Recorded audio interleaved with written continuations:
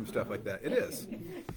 You know, that's it was nice last week. I didn't have to write a sermon. It was a very good sermon. I always listen on Saturday nights, so I thought it was a very good one. And it's so funny because what I took from it was that, the Lord said the Sabbath day part of it, which is, and that I should go home, go to grocery, but I should be resting by 2 p.m. I didn't. And then Monday I was all mad and I was like out of sort, kind of like frazzled, like I needed to, God says to rest. He did. Right. So, if you don't, then the next day you feel like you're just, yesterday was a bad day. Felt depressed, and it's like because I didn't do what Pastor Allen said. So. I do. I rest on Sunday afternoon. I take a nap. That's it. Yeah, you gotta by 1 p.m. just call it quits. Just because you need at night. I have an hour to relax at on the couch, but you need a couple hours to truly do a puzzle or read a book or something, which I never do. I try. Yeah. Yeah, it's one of the things that people don't seem to get, that you don't get a prize for burning out. Yeah. There's no prize. And it takes people a long time sometimes to realize that nobody really cares. You can work yourself to death and everybody, they'll just step over you. Yeah. As you drop dead on the floor and keep moving. They don't, no one cares. It's really hard for people to grasp that. What was it? I can't remember who said it now. Judy told it to me. She said, Judy's full of quotes. And I think it was Dr. Phil, but I'm not positive. She said, you would not be concerned about what people think about you if you knew how little they think about you. Yeah. That makes sense.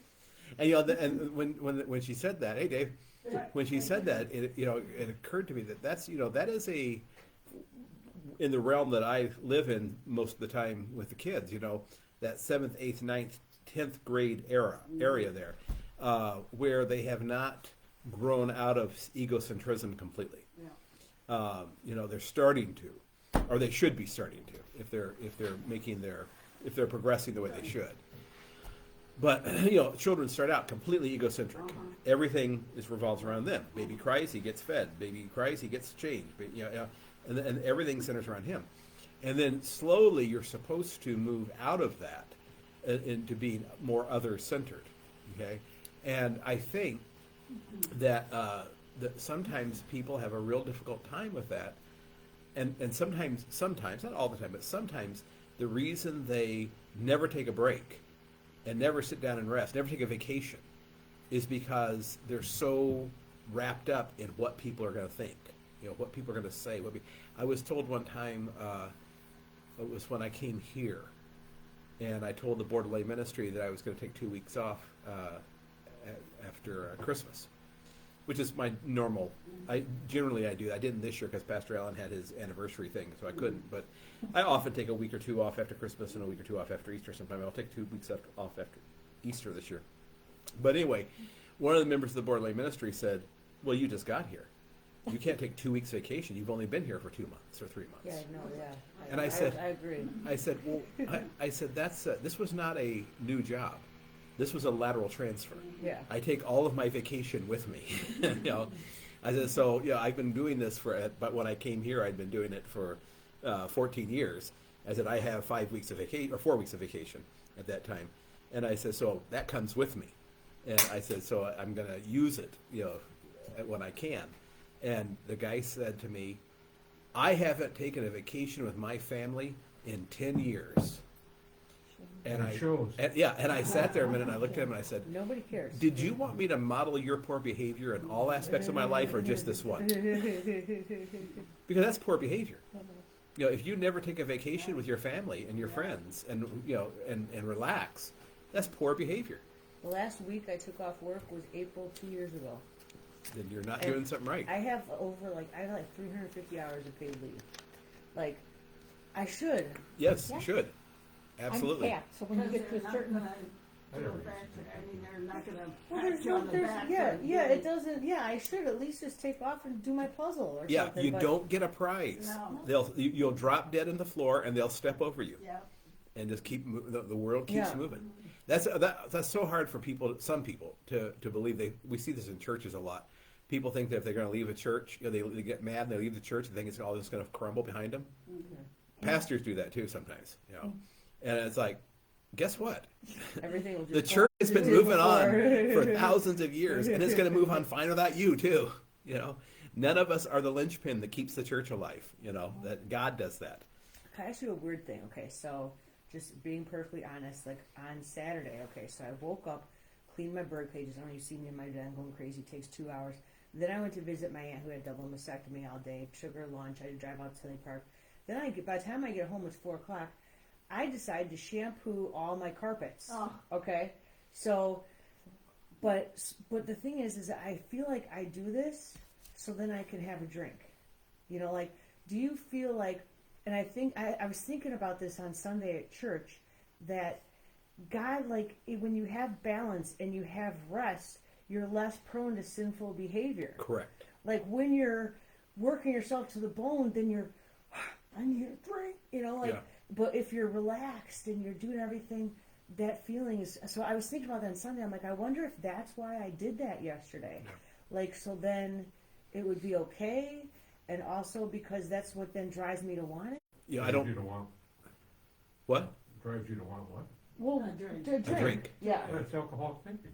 Yeah. Yeah, but like to work yourself, like to go crazy working all day because then you feel like you deserve it. Yeah. But if I had been relaxed all day, Like if an I all or came home and nothing. just watched a movie, I never would have It's done that. what I compare that to is with dieting, because my thing is food, not alcohol. Okay. Is that people who diet for a living? They're constantly on a diet, and it never gets any better, and they lose the same. They've lost 50 pounds. It was the same 5 pounds 10 times. What they'll do things like not eat all day, and they'll say, "Well, I haven't eaten all day," Yeah. and then they'll eat like a pig. Yeah. Okay, but if you just put 3,500 calories in your body, not eating all day doesn't matter. Yeah. It's everything is calories in, calories out. Yes. That's the way it works. Your body has to burn. You have to burn more than you put in order to lose weight. You have to burn the same in order to maintain weight.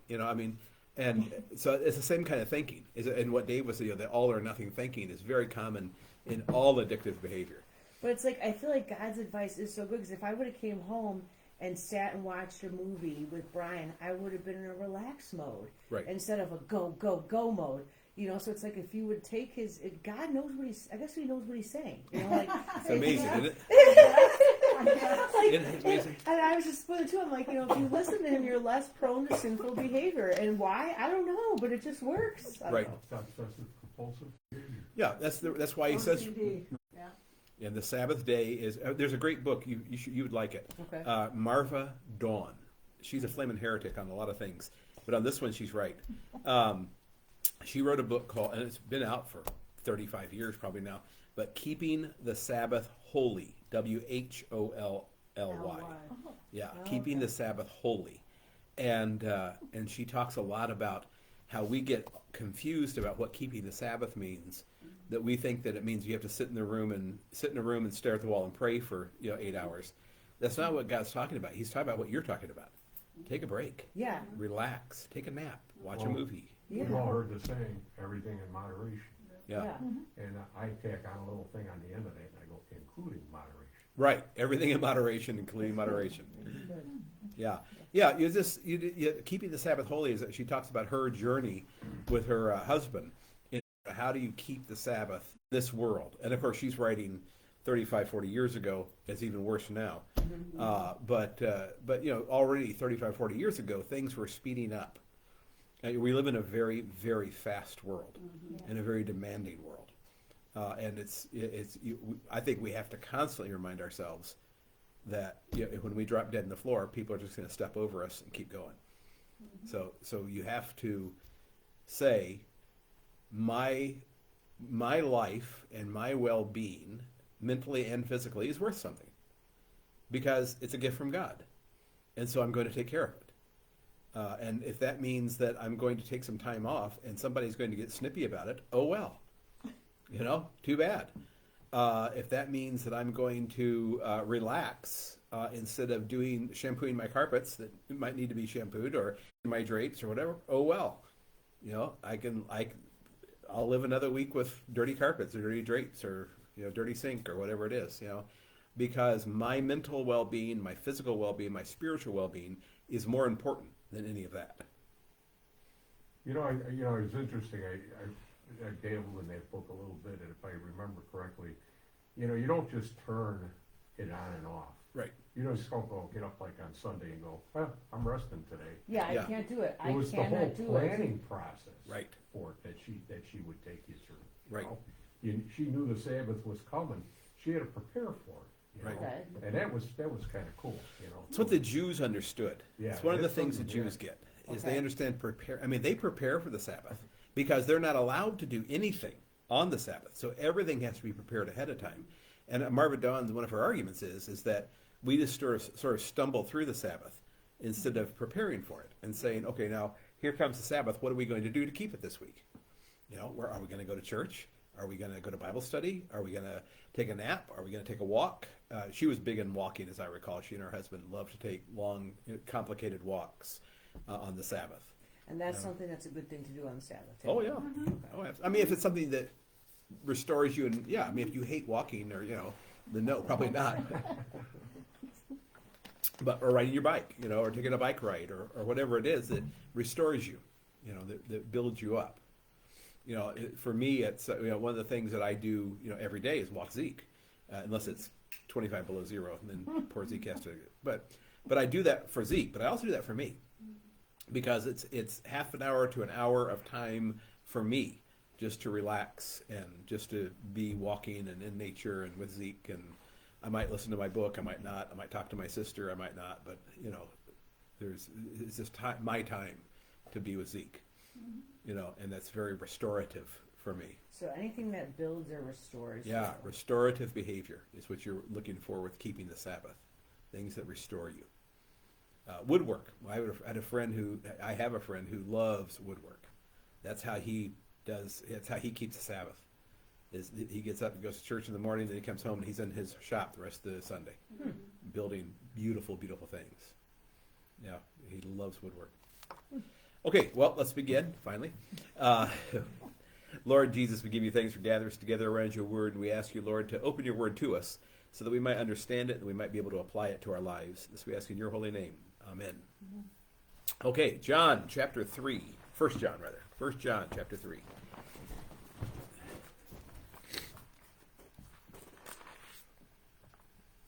Dr. Billadou was in surgery at 5:30, I think, so I don't know if she'll be with us or not. I think she texted at 5:30 and said she was still in surgery.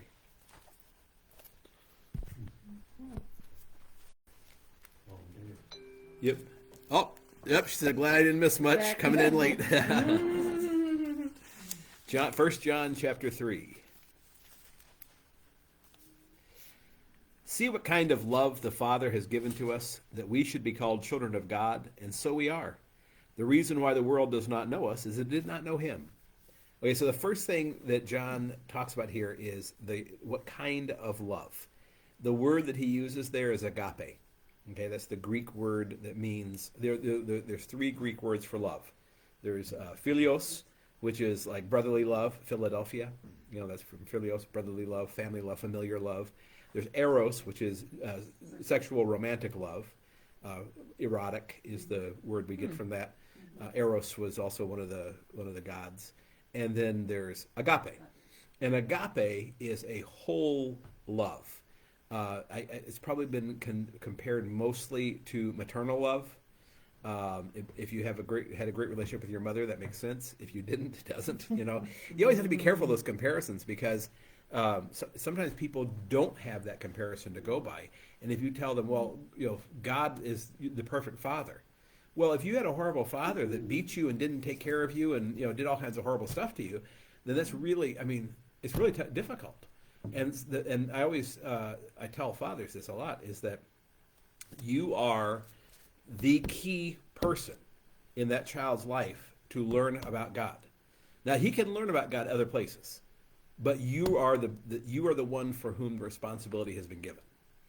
And if you don't hold up your responsibility, that child's got to find it somewhere else. And sometimes that child doesn't find it. Sometimes that child's 40, 50 years old and still doesn't understand, doesn't have a good concept of God because he had a terrible earthly father. you know, and so it's really hard to make that leap. It's easier to make the leap if you had a bad mother, but a good father. Yeah, if you had a bad mother but a good father, it's easier to make the leap than if you had a bad father and a good mother. And this is why you see mothers with their children in church where the father doesn't ever go, and the children don't go.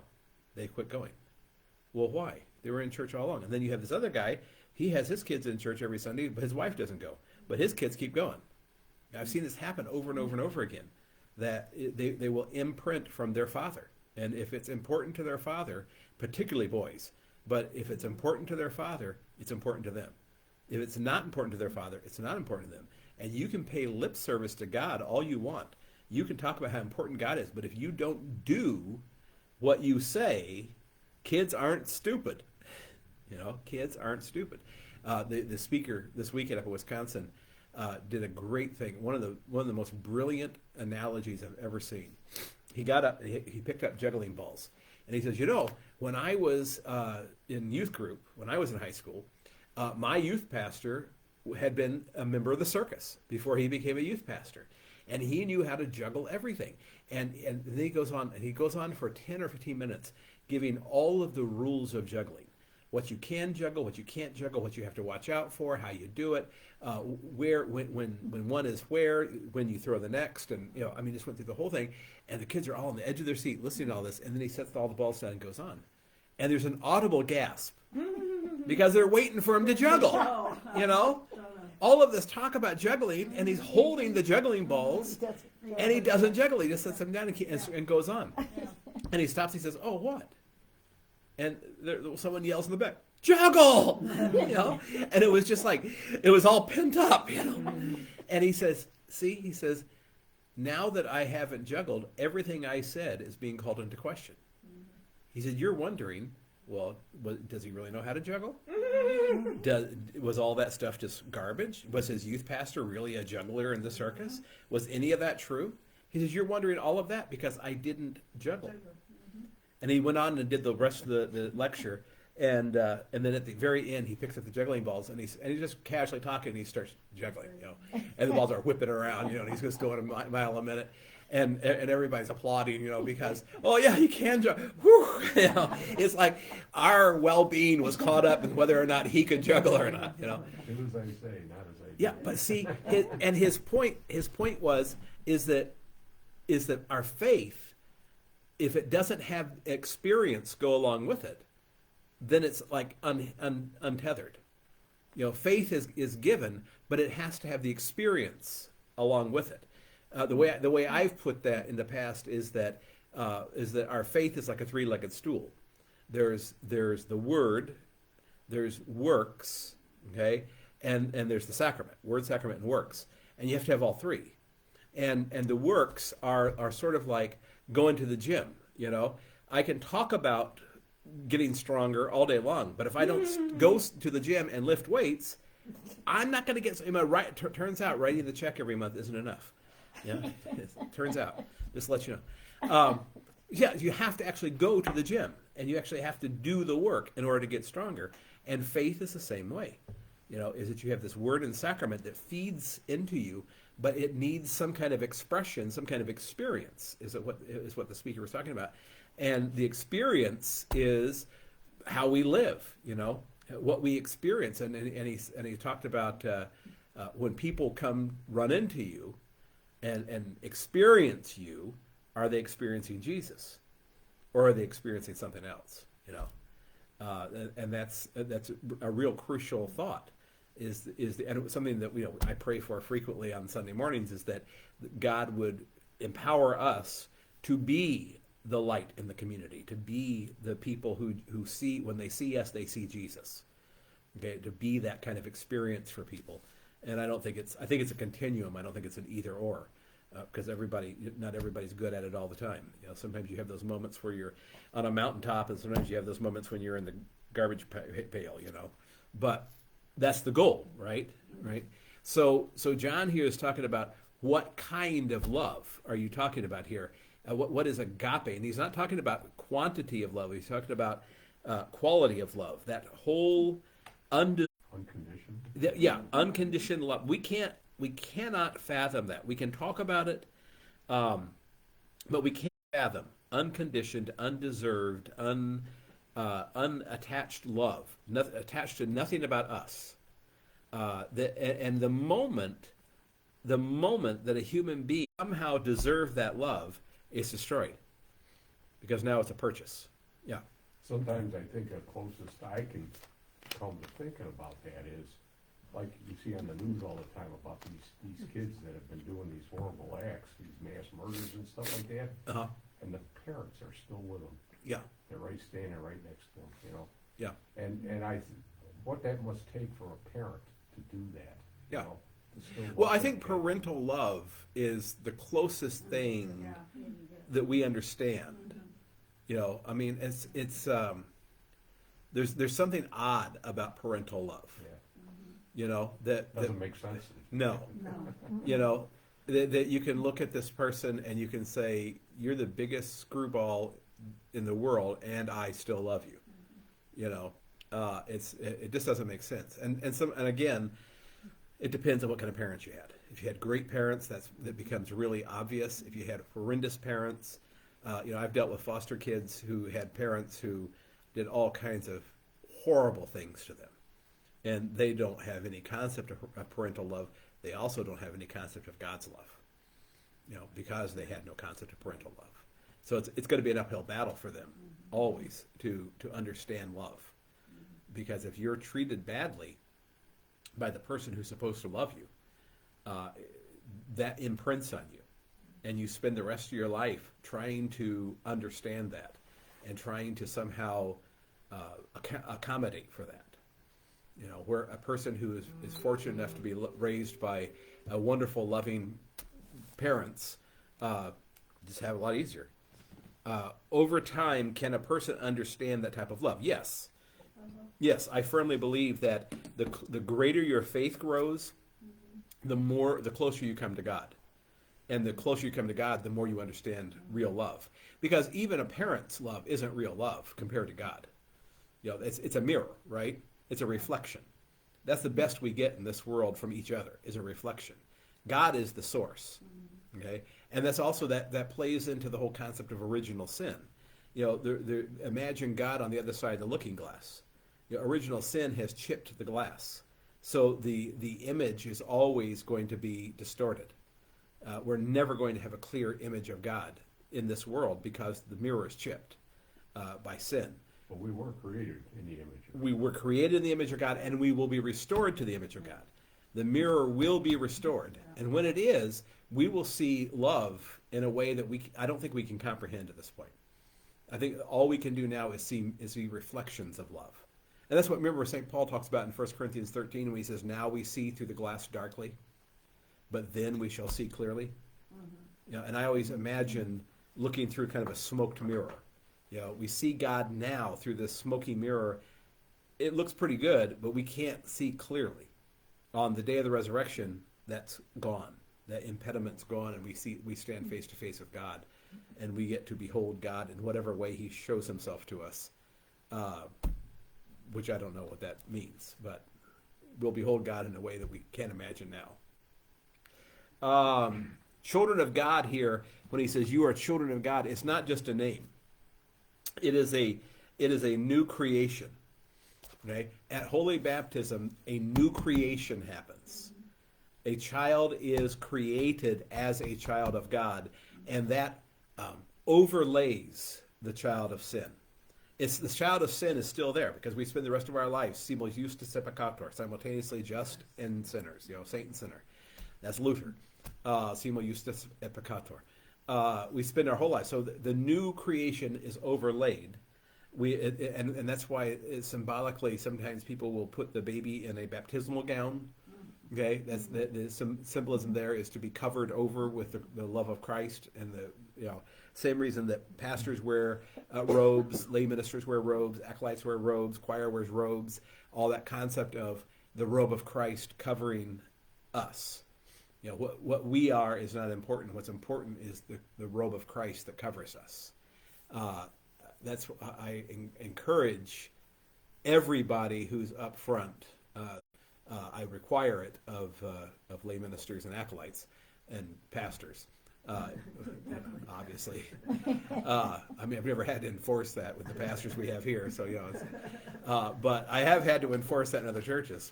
No, go put on a robe.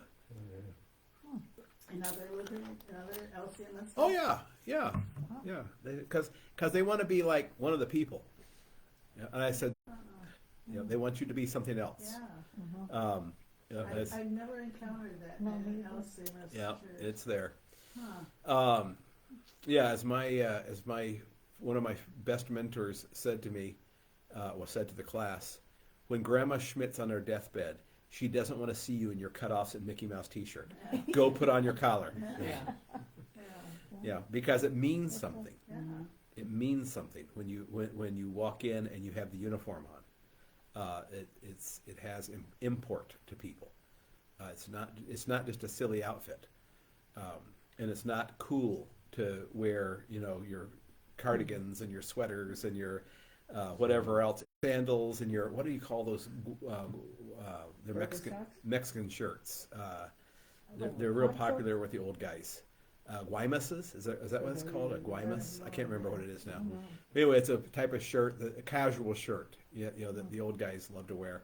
Now, Pastor Morehouse in Tucson has some that are made for him. They're clerical collars, but they're made of the real thin cotton fabric, and they don't tuck in, but they're clerical collars. They look good.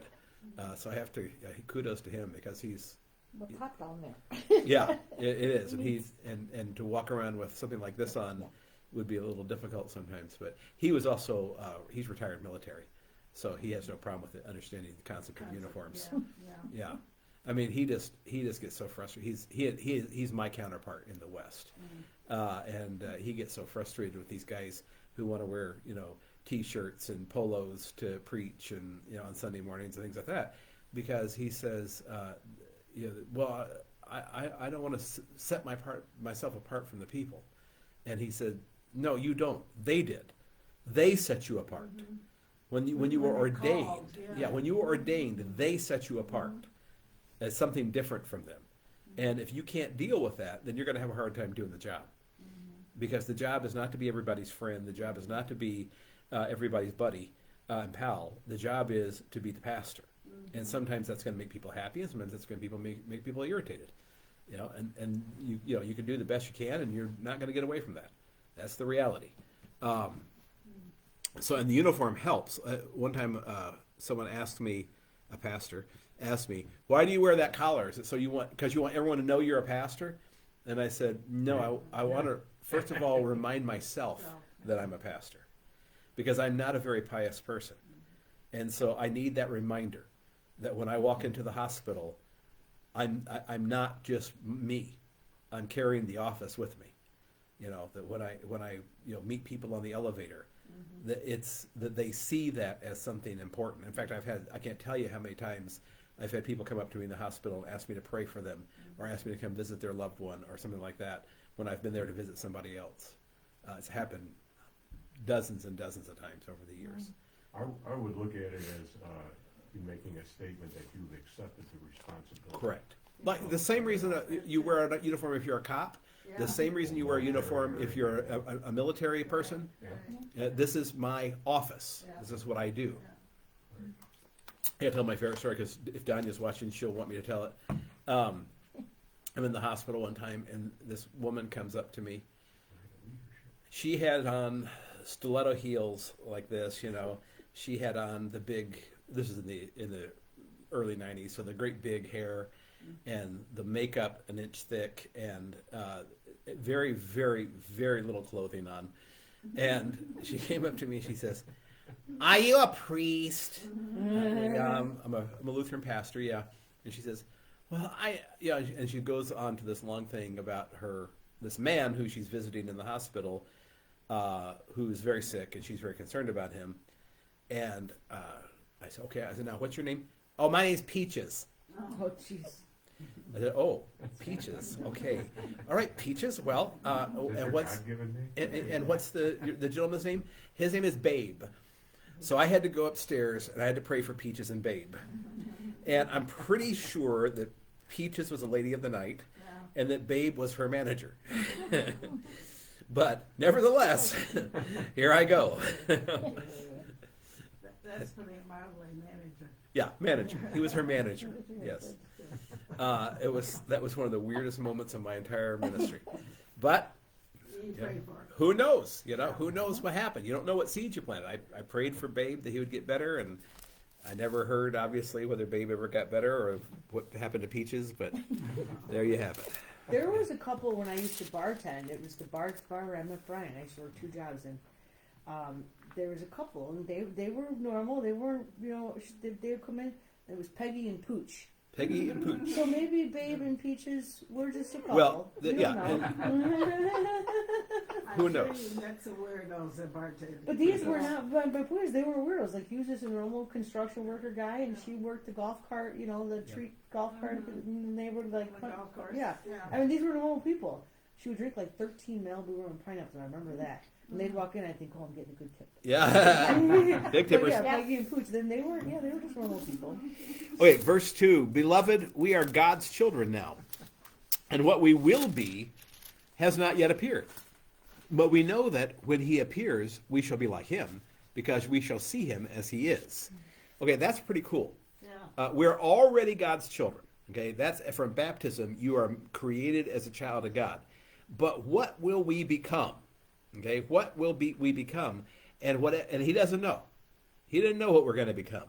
So what's the resurrected body like? We don't know. What's death like between death and resurrection? We don't know.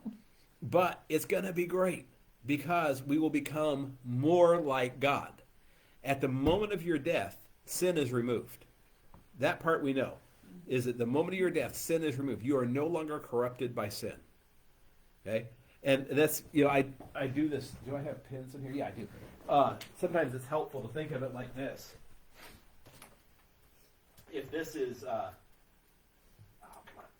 if this is sin here, black sin, and this is grace and holiness, you can look at that and you can say, I can see the difference, okay? It's distinct. The black and the green color is distinct from one another, right? Mm-hmm. That same as for you. Your sin and your holiness are distinct from one another. But I can't separate one without hurting the other. I don't have the physical capability of erasing the black without hurting the green, right? Mm-hmm. It's all intermingled. There's no way I can do it. There's no physical way I can do any of that. But God can. Mm-hmm. So on the day of your death, all the sin is just gone. The corruption's gone. And that's going to change the way we perceive the world. I don't know what that means. I can't imagine what it's like to perceive the world with no corruption, no sin, and to perceive other people. I always tell people that we all have people in our lives who we didn't get along with who are dead. Mm-hmm. You're going to get another chance. You're going to meet those people, and with you having no sin and them having no sin, and you will get to see them as children. I mean, assuming they were Christians, Yeah. You'll get to see them as children of God, which is really kind of cool, especially if it was like a loved one. Like if you didn't get along with a really close loved one, and they died, and sometimes people feel like it was kind of unresolved. Their lives were their relationship was unresolved because they didn't get along, and this person died. Well, now what? Well, you get another shot. You're gonna see them again, but this time with no sin to corrupt anything. Now, that's the coolest thing about angels and archangels and all the company of heaven, is they're all there. They're already there. That person who you didn't get along with and who just rubbed you the wrong way all the time, they're standing right there at the altar. Assuming they're Christian, obviously. But that's what a cool idea that is. Sometimes I even have images of people. I think about people standing around the altar, and the people who were most irritating to me. Well, there they are. There they are. But this time with no sin, and I'll have no sin, and so there's no corruption on either side. Will even be even more like God. Because we shall see him as he is.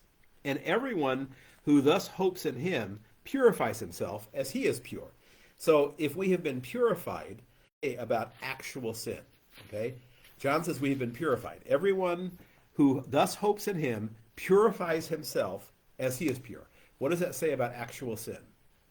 We can't do anything about original sin, right? Original sin is what we are. It's the chipped mirror. But actual sin is what we do. What do we say? What can we say about actual sin? Like It's not permanent. Right? Well, neither sin is permanent because Okay. both will be removed. Yeah. But if you're purified, what does that mean? Made clean, made, It means you don't have to sin. yeah. Get rid of this idea that human beings have that they have to sin. You choose to sin. It is a choice, not the original sin, not the vile thoughts that run through your head that you're not even aware of, not the dreams that you have that you're not even aware of, not any of that, but the actual choices that you make. All of us have choices, and none of us make those choices perfectly. But what John says here is you can. Yeah, you can.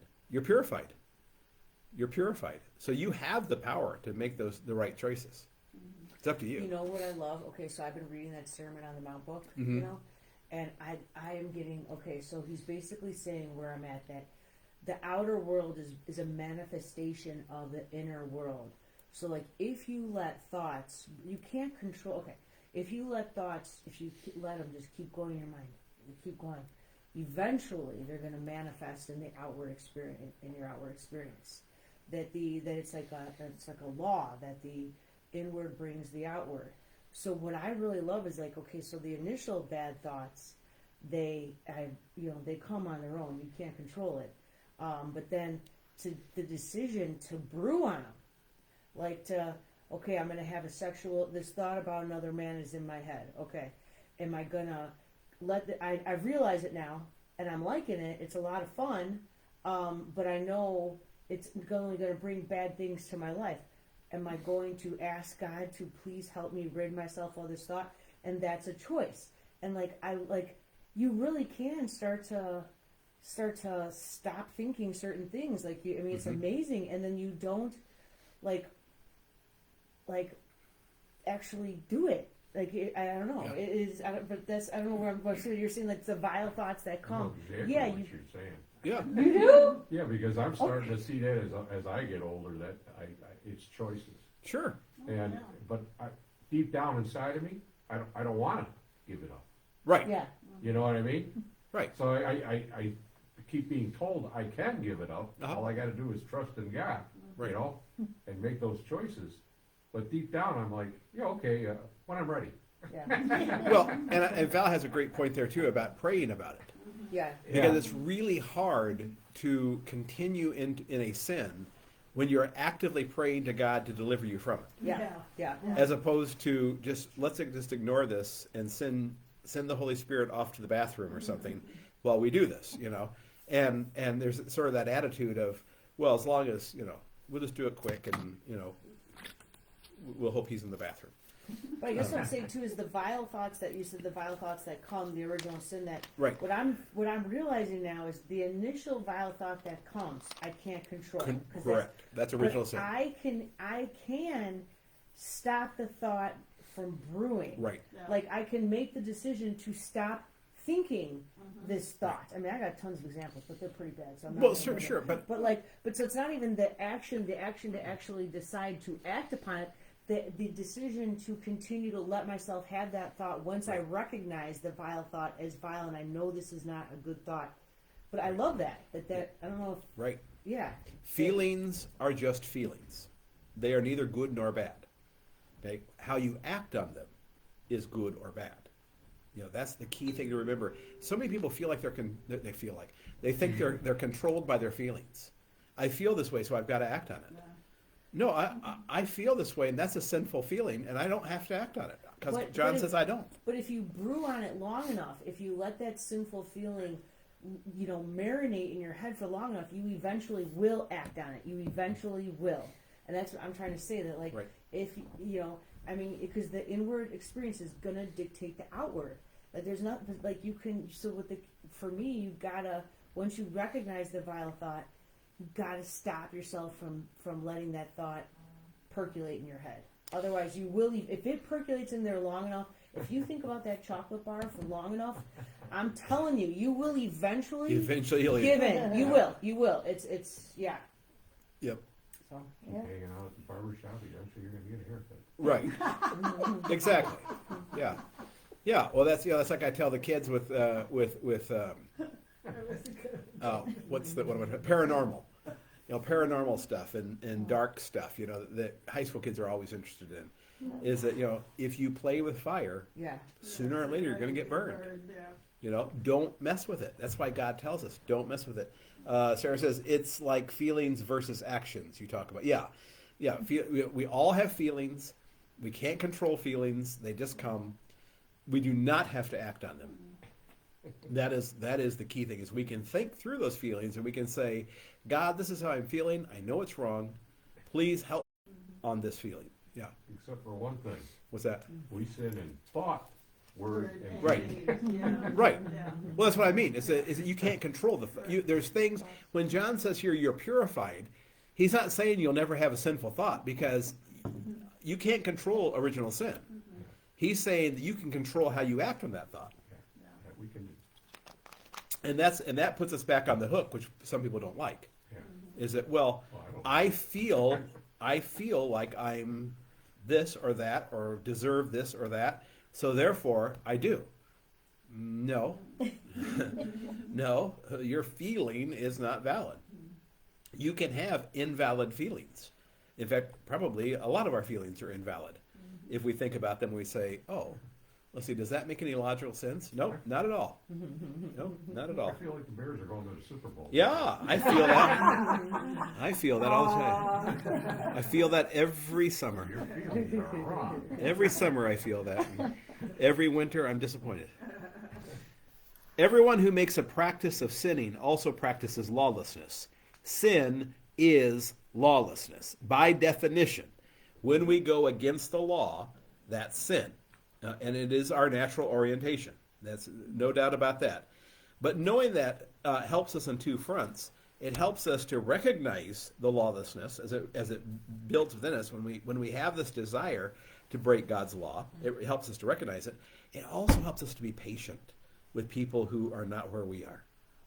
That's some of the hardest thing for Lutherans, I think, is that we're such an academic church that we just don't understand. Look, 1 + 1 + 1 = 3. Okay, what can't you get about that? And sometimes we get very frustrated and irritated when people aren't where we are, But we have to recognize that it's not an academic pursuit. Faith is a spiritual pursuit, and everybody's at a different place on the continuum. And some people are way up We're here. going to get an A, and they're going to get D's. Yeah, right. And that's but that idea that we recognize that lawlessness is our natural orientation, and the only reason that we're mired down in the mud is because God has lifted us out. Okay, and now we want to take that rescue to the next person who is mired in the mud and help them, rather than condemn them and ignore them and write them off as hopeless. We continue to work with them to try to pull them to where we are. That's been, Judy and I, every kid that walks through those doors, our attitude is we take whatever child comes to us in whatever situation that child's in, and we try to bring them to the next level. And some children fly, and some children flop along like a dead carp, and you do the best you can. You can't control everything. You can't, like I said earlier, you can't control their parental situation. You can't control their family situation. All you can do is give them the gospel over and over and over and over again, and hope that it takes root in them. You could adopt a few more. Yeah, I could. Yeah, keep adopting them. Yeah, I could adopt a few more. Yeah. There's that. The old nursing home in Villa Park was for sale. Yeah. And I told Donnie, I said, there we go. You can move in. It has 9 bedrooms. Oh, Yeah, Where's the 9. old nursing home? Oh, down on, I think it's on Villa. I think it's south on Villa. It used to be it used to be the Villa Park Nursing Home. the only reason I knew about it was because Jenny I don't know. Jenny Ludwig was a nurse there. Oh, okay. Was Pat Saunders? No, that's what she was over in Bentonville. And that's, No, this was the old one down in. I don't know. Pat, you mean Pat Saunders worked there? No, I thought, was that No. off Ardmore, I think. No, Wasn't she was that? at a memory care place just south of Roosevelt on.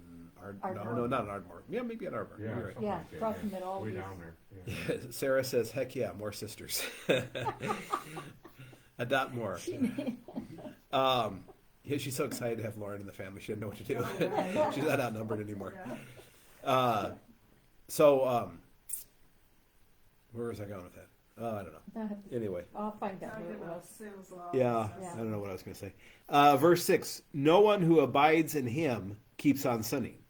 No one who keeps on sinning has either seen him or known him.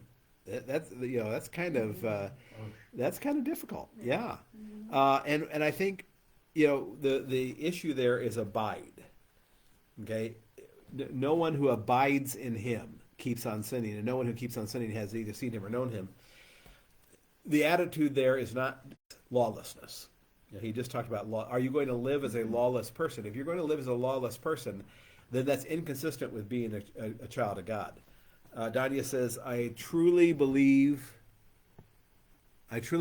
when we took prayers out of school where students prayed together, no matter what faith they had, kept violence from. I don't know if prayer in schools and violence in schools are connected or not. Obviously, we didn't used to have violence in schools the way you do today. But we never had prayers in school in Willowbrook. Yeah. So I mean, prayer has not been a I never did when I was. central part of a lot of school systems for a long, long time. And we didn't have the violence that we've had today, so I'm not sure those two could be connected. Certainly wouldn't hurt, though. I mean, it'd be much harder to shoot people if you prayed for them. That's Really. I mean, that's the thing that I tell people all the time is that whoever you're angry with, or whoever is irritating you to no end, pray for them. The more you pray for them, the harder it will be to be angry towards them, okay, and mad at them. Pray for them. And besides that, God might just intervene and fix it. That's a nice thing too. Little children, verse 7, because that's what's going on here. Remember, he's talking to whoever practices righteousness is righteous, as he is righteous. God is righteous. Whoever makes a practice of sinning is of the devil, or the devil has been sinning for the devil has been sinning from the beginning. The reason the Son of God appeared was to destroy the works of the devil. Okay, so where there is no moral battle against sin, faith is not present. Where there's no moral battle against sin, faith is not present. Okay, that's what he's saying here. Moral battle against sin, where people have just given up and said, well, this is the way people are. We're just going to have to live with this. This is just the way it is. That things have changed. It's not 1940 anymore. Okay, and this is the way it is. People are just going to do this, whatever this is, whatever the sin happens to be, rather than the church saying, no, this is not right. No, we don't. We're never going. We're always going to embrace everybody and welcome them, but we're never going to say it's okay. Yeah. Sorry, it's not. God says, thus and so. Okay, that's the law. If you are lawless against it, then you have an issue with God that you have to deal with. And that's the other thing is that it's not me. Your issue's not with me. Like It's I with told God. my trans friend once, she struggles a lot with, but I said, you would always be welcome in the church, but kind of that. We're not going to say it's okay because it's in our opinion, and we're entitled, just like you are to have your opinion. We're entitled to have our opinion, and just because we don't agree with you doesn't mean we're wrong. I'm like, your sex was decided by God. And if you're telling God, if you're saying I'm the wrong sex, then you're telling God that He doesn't know what He's doing, Right. and we don't agree with that. And so we're not gonna not welcome anyone, but Right. we aren't going to say we agree with you. And I hate it because they're allowed to have their opinions, and we're assholes for telling them ours, but then they don't respect ours. It's such a hypocrisy. Such a hypocrisy. It drives Well, me nuts. really, that's true though. Anytime you're mired in sin, you're sort of like the cornered animal. What does a cornered animal do? Lash out. Yeah. Yeah, Yeah, Go you're a defensive. yeah. Yeah, go on the defense, yeah. Right. Defense mechanisms. You have to allow people to have their defense mechanisms because they're trying to defend themselves in behavior that they know is wrong. Because where has the law been written? In our hearts. In our hearts. It's not a mystery to them. I have never met anybody when they finally give up and come to repentance. I've never met anyone who says, I had no idea that was a sin. Every single person knew full well it was a sin. They knew they were offending God, and they were trying to find a way to justify it. Because that's what we do. We don't wanna admit that we're wrong, and, No. so we try to convince everybody that what we're doing is right. Right. And that's part of the deceit that John's talking about here, too. Don't be deceived. And also, don't deceive yourselves.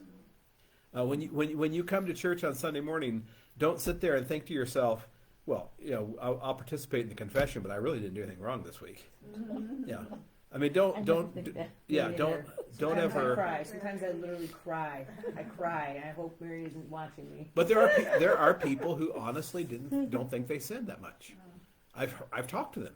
Well, I don't sin that. I haven't killed anybody. Okay, let's sit down the Ten Commandments and go through this and see how you've offended God. Christianity is not a club that one might belong to, like the Lions of the VFW. Christianity is a life-altering event that puts you on a different path from the world. And if you're not on a different path from the world, you need to take a look at your faith. Okay, if you're marching along and this is one of the things I tell my mainstream liberal friends all the time. If you're marching along to the drumbeat of the world, you better take a look at that, because that's not consistent with what we understand about Christianity. If you're agreeing with everything that the world is saying and you think it's a great thing, or if your favorite politician is saying things that are inconsistent with Scripture, but consistent with the world, be careful, because at that point, you're dealing with this problem that you're being deceived. And you're being told, no, this is okay. The greatest problem I have ever had with an American president is when they come out and say something that is categorically opposed to Scripture. And they say, but this is okay. We're going to do this because this is okay. And we've had that happen several times in my lifetime. Different presidents have done that. No, it's not okay. Don't tell me it's okay when the Scriptures say it's not. Okay? Don't tell me that it's okay to lie when the Scriptures are very clear about that. Don't tell me it's okay to fornicate when the Scriptures are very clear about that. Don't tell me it's okay to perform abortions when the Scriptures are very clear about that. You can come out and say, hey, look, this is what the Word of God says, but we're going to do something different because we want to. Okay. Okay, yeah. Now I'm happy. All right. I don't agree with you. I think it's horrible, but you're not trying to deceive me. You're not trying to pull the wool over my eyes. You're telling me, hey, I don't agree with this. I'm not Christian. I don't profess to be Christian, and so I'll tell you, I think this makes more sense to do it this way.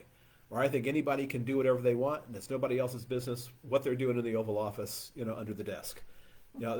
Fine. Okay, now we're all on the same page. You're not Christian. I am. You're going to have different values than I do. I understand that.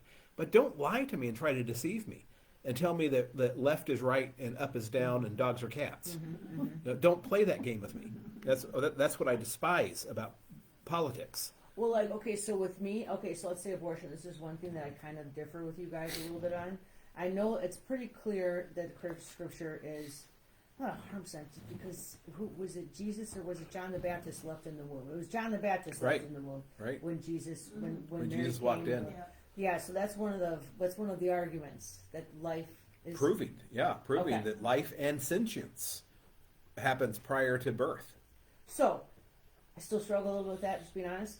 But I still just don't think you should tell someone what they can do with their body. I think Scripture is against abortion. Yes, but this is one of the times where I'm saying, I know what I'm saying is against Scripture. Right. But I still, because then I feel like it could go down this, where we could start telling people they have to get a vaccine. You start if you start telling people, I worry about where it could go, even Right. though I admit that it is against Scripture. Okay, And so, I completely agree with you. okay. You That know, you when brought it's- it up earlier when you talked about the moral battles. Right. When we talked about the moral battles. I I struggle with the same thing. Okay. I completely It's like- agree. It's like we legalize drugs because, well, we can't beat them anyway, so we might as well make them. Right. So you just give up the moral battle. Anytime you try to do The- something the- with morals. the you know, make it a significant difference moral-based here, though, decision. Yeah. The significant difference here is, though, when you take drugs or drink or smoke or anything else, that's you. You're making choices about you. Yeah. Right. When you have an abortion, you're making choices about a human life that is not yours. Right. That's true. Okay? So, for instance, in most states in the country, if you kill a pregnant woman, you go you go on trial for double murder. Really? Yes. But yet they allow women to have abortions? Yeah. But yet, That's weird. you can kill the baby, Yeah. and that's legal in some states. Not all states anymore, thank God. But at least in Illinois, it's still legal to kill the baby. Yeah. But if I killed the mother and baby, then I would go. It would be a double murder Mm. in the state of Illinois. So it's inconsistent. For one thing. For the second thing is that you don't have a right to terminate another person's life, Right. in utero or out of utero. Yeah. You know, you don't have that right. God does not give you that right to terminate a life. There are the 1 in a billion cases where you have to make a choice between mother and child. That's a 1 in a billion case. It hardly ever happens anymore, especially in modern medical science. Yeah. But it does happen, and in those cases, I tell people, make the best choice you can, because you're in a no-win situation here. And the mother, and my experience is, the mother always chooses the baby. The mother always says, "Let me die, and save the baby." Yeah. Yeah, that's been my choice. I don't believe that the woman or anyone has a right over their body like that. Well, not over another body. Yeah. You have every right over your body. Yeah, but Not the you are body itself. considering it your body and forget Right. about the child at Right. the time that you're carrying, I think, is what. Yeah. Yeah, you have every right But in the however, world. that is easy to, like, I always tell, I've never been pregnant. I've never been put in that situation. Like, It doesn't matter. Right. It's sort of like when I was. I know, but that's when what I I was like, a- I'm just grateful I never have had to be in there. That's all. And I kind of try to, I don't know. Have When I was a empathy for 26-year-old former pastor- female who's raped or something. I don't know. When I was a 26-year-old pastor and I would tell people things about their children, they would say, "Well, you just wait till you have children." Yeah. And I said to them then, and I said to them later as well, guess what? I had children and God didn't change the rules. God didn't all of a sudden say, "Oh, well now," you know. That's- No, them's the rules. If, You know.